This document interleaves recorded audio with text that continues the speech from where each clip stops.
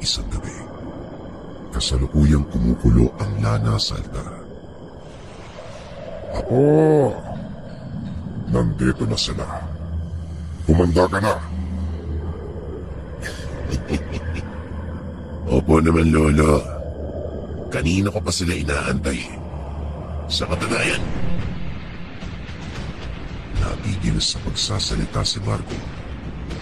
Bumukas ang bintana. May kung anong humila sa kanya palabas. Nakasal si Marco sa bakuran. Marahang tumayo ang binata at nagpagpag ng dumi. Ay nako, araw-araw na lang kayong nanggugulo. Hindi ba kayo nagsasawa? Hindi nga kami alis dito. Hanggat gustong manggamot ni Lolo Carpio. Dito lang kami. Kung ayaw niya sa amin, kayo ang umalis. Kitang-kita ni Marco ang itsura ng nilalang. Nakapatiwarik ang aswang. Nakatitig sa kanya. Lumapang ito ng mabilis. Bago tuluyang makalapit, tumalon ang medyo. Walang pagdadalawang isip na sinundukan si Marco.